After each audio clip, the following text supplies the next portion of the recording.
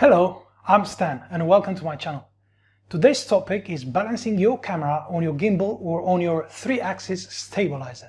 By the end of this video, you should have adopted a clear workflow in mind and feel comfortable and even confidently and effectively at balancing your camera regardless of the size of your lens you are using on your gimbal. In spite of recent improvements into the latest Sony a7R5, when it comes to in-body image stabilization systems performance, there are still benefits for video creators to use a dedicated 3-axis stabilizer, such as automatic tracking of your subject, a video footage that's always leveled with the horizon, and more. Therefore, I still think there is value in covering the process of balancing your camera on your gimbal. In my example, I'm going to use the Ronin-SC as a prop to exemplify the process I use when balancing my camera on my gimbal. But the same applies for any gimbal of any size, brand or model. Let's start. First, I like to share a few items you should keep in mind when mounting the camera. In my example, I'm going to use the Ronin-SC as a prop to exemplify the process I use when balancing my camera on the gimbal. The very same process applies for any gimbal of any size, brand or model. You will need to prepare your camera prior starting the mounting process to your gimbal. First of all, remove the lens cap and make sure the battery and the memory card are inserted in the camera. You most likely still have your gimbal in its original box. Then make sure you mount it and you put it together. Unlock its 3-axis, adjust the gimbal to this position that you are seeing here.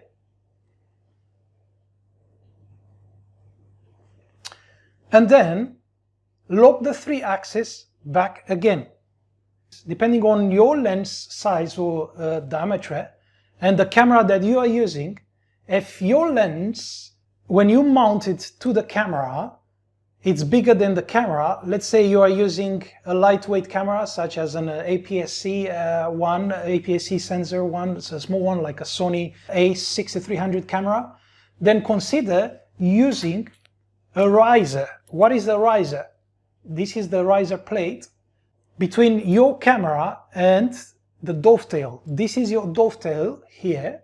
So this will come between the camera and your dovetails. Same applies when using a focus motor. Next step is to attach the dovetail plate. This is your dovetail plate. And where applicable, you might also have a lens support. So this would be your lens support. This lens support will help with additional support for long lenses like let's say a zoom lens or a front heavy lens. The dovetails has some markers on the back for guidance in terms of the weight of your lens. That gives you a ballpark to know where to tighten the screw under the dovetail plate. So use those markers depending on the weight of your lens, and then make a note of the screw location, actually the center of the screw location, on the dovetail plate scale after you have tightened it securely. If you plan to use any accessories such as a microphone or phone holder, make sure you mounted all accessories prior commencing the balancing process. Next, loosen the knob on the bottom of the camera mounting plate. So you have this knob right here. In this position, you'll start loosening this knob on the bottom of the camera mounting plate. And then start sliding the camera into the plate. Ideally, you want to bring the camera in the middle of the plate to start with. But for this stage, bring it as closest as you can to the middle of the plate from an eye approximation, and then tighten the knob underneath the camera mounting plate. Let me now share the balancing process at high level. So at high level, First thing you will have to make sure your gimbal is powered off. So power off your gimbal, or in standby. Some have these settings as well. Secondly, you place your gimbal on a flat level surface. So make sure the surface you are placing it's leveled. If using any zoom lenses, choose the focal length that you will use for your filming and lock the lens at that respective chosen focal length. This way there is no change in the size of the length where the weight center will change. Fourthly, make sure all your axes are locked. So first of all, then start locking your axes. So how do we lock? Every single axe will have a locker. So you can find them. Now I've just locked mine. Now that you make sure that all your axes are locked, the balancing process will happen per axis. And we will only unlock the one we're balancing and then move to the next. If you recall, when you were a child and you went to the playgrounds with your parents, you must have tried the seesaw. There are 3 seesaws in your gimbal, and the goal is to balance each of these 3 seesaws. And let me show you each of them. So just I'm unlocking this one. You can see there's a seesaw here. Then I'm unlocking this one. There's another seesaw here. Yes, and then I'm unlocking the last one, and there's another seesaw here. So you've seen now the 3 seesaws I was referring to. This is your takeaway from this video. Identifying the seesaw with its balance points and its articulations. So there are articulations, and I call also the balance points. When I say the balance points, that's exactly what are the motors. I call the articulations or arms. Start by balancing depth for the tilt axis. Unlock the tilt axis from this knob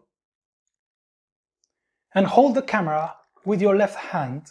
It might become front or back heavy, and rotate the tilt axis so that the camera lens is pointing forward. So you want to bring the camera lens pointing forward.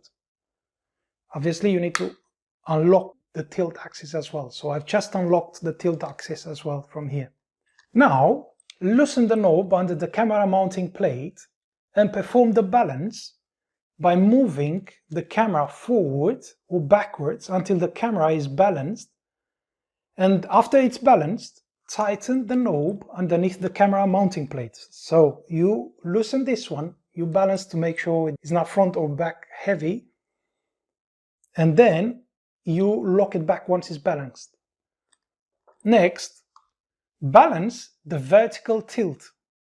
So rotate the tilt axis so that the camera lens is pointing upwards. So you rotate the tilt axis so that the camera lens is pointing upwards. Check and see if the camera is top or bottom heavy. If the camera is tilted to one side, pull the tilt arm towards the other side. So if it goes this way, you pull the tilted arm that way. If it goes this way, you pull it the other way. After you have loosened the knob on the tilt motor, which is this one. If the camera is tilted to one side, pull the tilt arm towards the other side. After you have loosened the knob on the tilt motor. So that's your tilt motor. Make sure you loosen this one. You loosen this knob while you keep your hands on the camera. Once the camera is balanced, tighten the knob on the tilt motor back, and then repeat the previous step to balance the depth of the tilt axis like we've done it in the previous step. And once it's balanced, move the slider next to the mounting plate by tightening the slider. So I will show you now the slider. You can see it. This is the slider. The slider on the dovetail plate is used to balance position, but please mind it also has a bit of weight. So make a note also of the slider position once you have repeated the first steps. Next step is to balance the roll axis. So lock the tilt previously balanced axis, which is this one, and unlock the roll axis. And I've just unlocked it. If the camera rotates to the left, like this, move the camera to the right. Likewise, if the camera rotates to the right, move this camera on this axis back to the left. And this way, so this is the rolling axis, this way. That's the movement for the rolling axis. And we move the camera until the camera is balanced by loosening the knob on the camera mounting plate again and adjusting the position of the plate until the camera is steady. So wherever you place it is going to stay in that position for the rolling axis. Tighten the knob when balanced. If by mistake the camera moved back or front while you loosen this knob, you will have the slider, which we talked about earlier, to use as a reference for the tilt axis balancing. Lastly, balancing the pan axis. This would be your pan axis. Now it's locked, so I will unlock the button. That would be your pan axis. And the pan axis lock button is right here. First of all, unlock the pan axis. This is your pan axis. Hold firmly the grip and tilt the gimbal sideward. And assess the movement of the pan axis. If the camera lens rotates downwards, push the axis backwards. You need to push this axis backwards. Once balanced, tighten the knob on the pan motor. After balancing is complete, you should be able to move the camera in any position and the camera will remain in the same position. Now, power on your gimbal. Place your gimbal on a flat surface, hold the M button at the back and trigger the simultaneously 4 seconds to start the auto tune.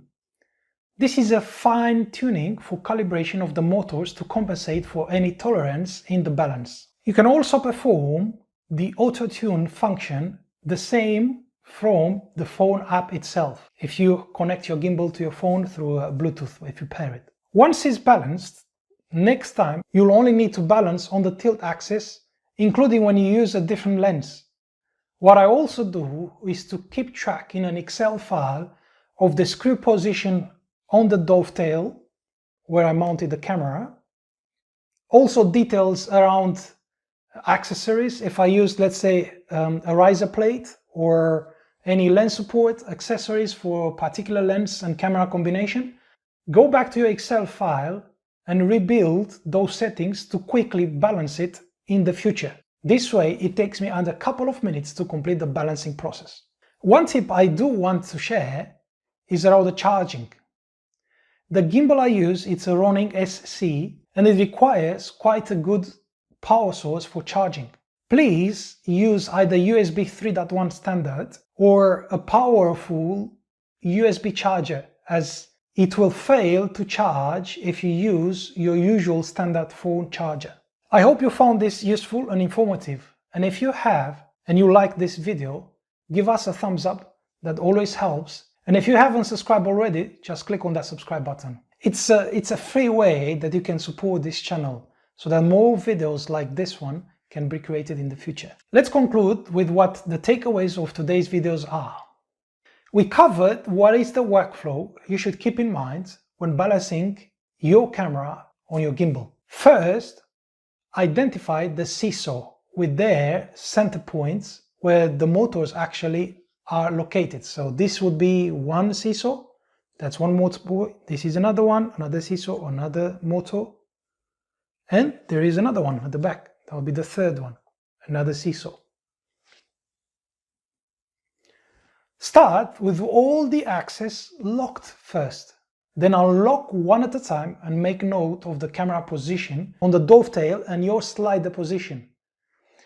And if you use any accessories such as a riser plate or phone holder, microphone, etc., with that particular lens and the type of your lens as well, and the type of your camera if you have multiple cameras, next time you can balance your camera on the gimbal in less than a minute. See you next time.